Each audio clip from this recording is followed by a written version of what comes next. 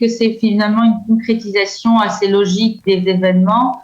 On a parlé d'accords politiques, après il y a eu la visite de Lapid il y a quelques mois, donc c'était passé au niveau diplomatique. Et aujourd'hui, on parle vraiment de la sécurité des deux pays, des échanges qu'il pourrait y avoir dans ce domaine-là aussi bien.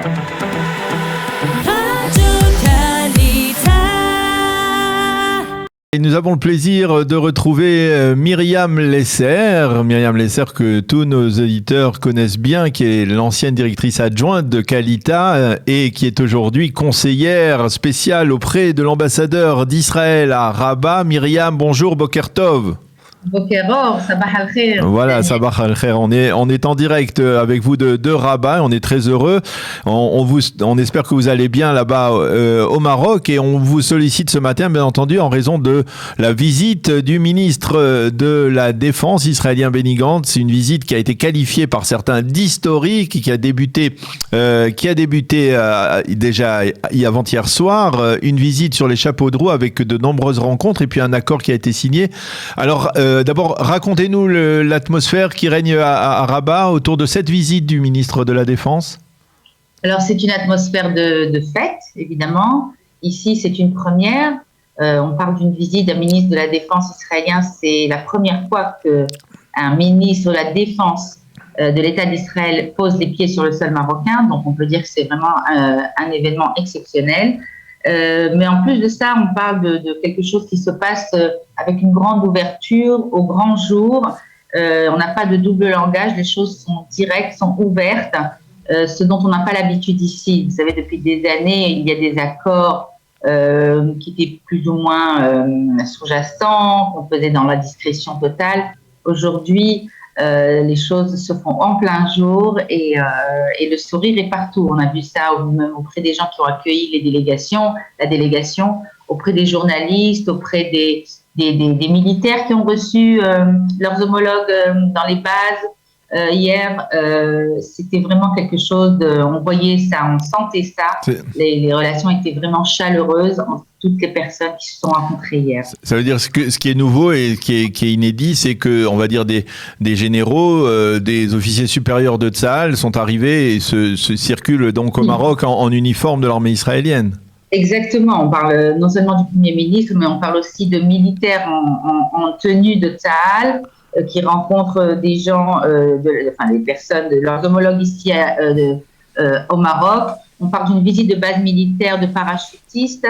Il y a aussi une anecdote assez sympathique, c'est que Benny Gantz est un ancien para, le ministre de la Défense ici aussi est un ancien parachutiste. Et donc, de se retrouver dans une base de parachutistes, je pense qu'il y a quelque chose qui était prémédité depuis le début à ce niveau-là.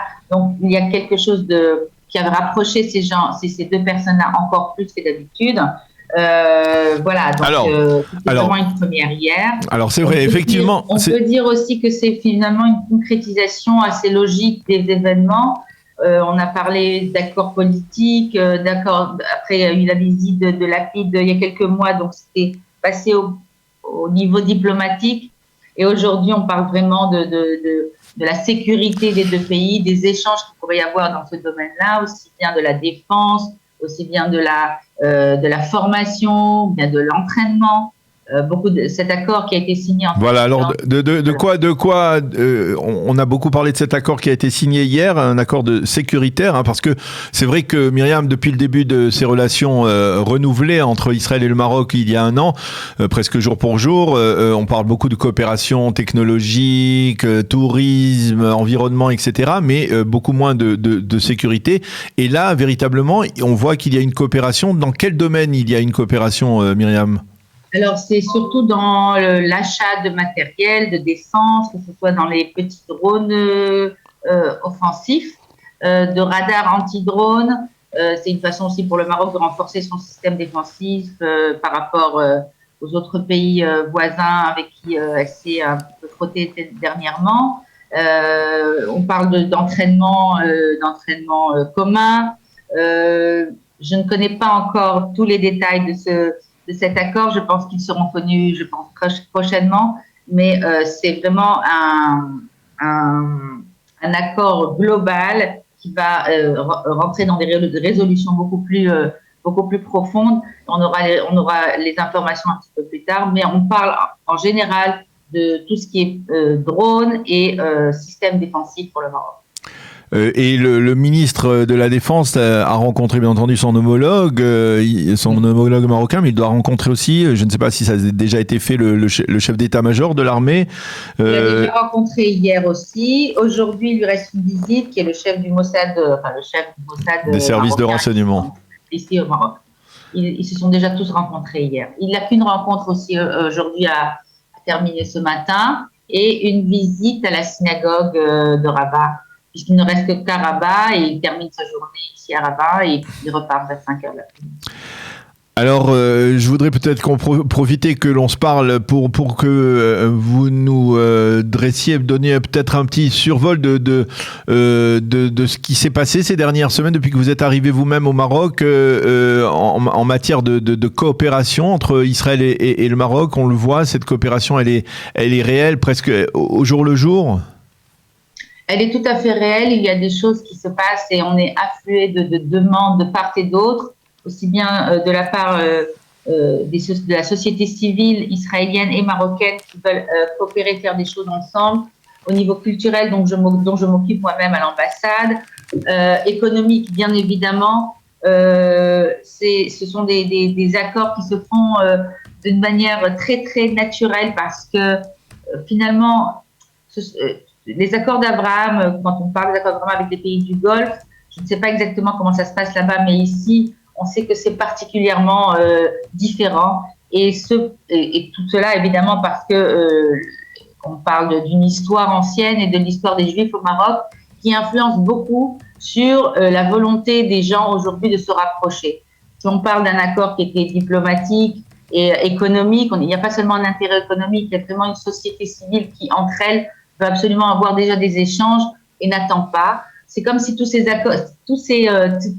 demandes de relations étaient déjà là, présentes sur le papier, et elles n'attendaient que le feu vert pour se mettre en place. Donc, on a énormément de travail à l'ambassade. On est afflué de demandes de visa pour voyager vers Israël. Et je sais que mes homologues au Maroc aussi subissent exactement les mêmes choses.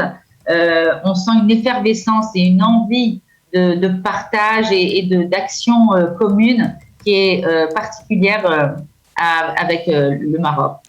Alors, on aura peut-être l'occasion de se reparler dans quelques jours, dans quelques semaines, au moment où on célébrera d'une certaine manière le premier anniversaire de ces relations qui ont été instaurées, annoncées à l'époque par Donald Trump autour du 22 décembre 2020. Donc, dans un peu plus d'un mois, un peu moins d'un mois, on en reparlera très certainement, peut-être avec vous aussi, pour faire un bilan de cela. Mais jusqu'à présent, vous qui êtes installé depuis quelques semaines à peine.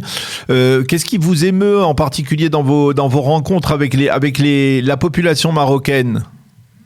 Alors la population marocaine, ce qui m'émeut particulièrement, c'est de voir que la jeune génération, j'appellerais ça la troisième génération, celle qui n'a pas connu la présence des Juifs au Maroc. Bon, on sait qu'il y a une communauté qui existe encore à Casablanca, particulièrement 2500 personnes, mais quand on se balade à travers le Maroc, on sent dans la troisième génération un besoin de connaître ce que leurs grands-parents ont vécu.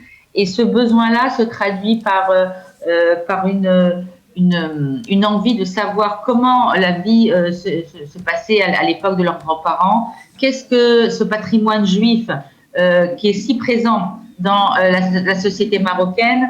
On sait que constitutionnellement parlant, le Maroc est un pays multinational. Il a décrété dans sa constitution qu'il était composé de la nation arabe, berbère et juive. Donc, il y a beaucoup de questions qui se posent, ces jeunes-là. Je dirais que c'est en parallèle avec ce qui se passe aujourd'hui avec la troisième génération en Israël, qui aussi est à la découverte de ses racines. Voilà.